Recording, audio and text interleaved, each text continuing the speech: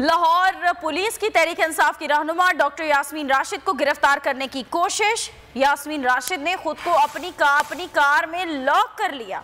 Workers के पहुंचने पर पुलिस बगैर कार्रवाई किए रवाना हो गई। इस हवाले से मजीद जान लेते मोइन जुबैर से। मोइन, बताइएगा ये क्या वाकया पेश आया आज?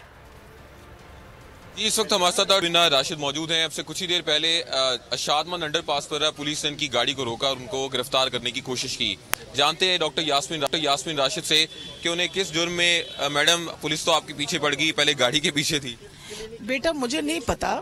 मेरी गाड़ी इन्होंने, मैं क्लिनिक आ रही थी मरीज देखने के लिए, इन्होंने मुझे जो शादमान चौक से नीचे अंडरपास है उसमें इन्होंने साइड मार के मेरी गाड़ी की और मतलब साइड से वो करके और उन्होंने गाड़ी ब्लॉक कर ली। गाड़ी ब्लॉक करने के बाद वहाँ से वो पुलिस वाले उतरे। जब मैंने देखा कि पुलिस वाले उतर आए हैं तो मैंने शीशा ज़रा सा नीचे कर पूछा, मैंने कहा क्या बात है? कहने लगे कि जी आप हमारे साथ गाड़ी में आ जाएं। मैंने कहा क्यों आऊँ गाड़ी में, क्या वजह है? कोई वारंट है आपके पास? किस वारंट नहीं था उनके? कोई वारंट कुछ नहीं। गाड़ियाँ पीछे वाली गाड़ियाँ हट गई वहाँ से। वाली गाड़ी ने हमें उनको साइड करके कहते हैं निकल जाओ। मैंने बुरहान साहब से बात की जो हमारे वकील हैं, उन्होंने कहा सच दिखाना जुर्म बन गया। हकीकी सहाफत का अलम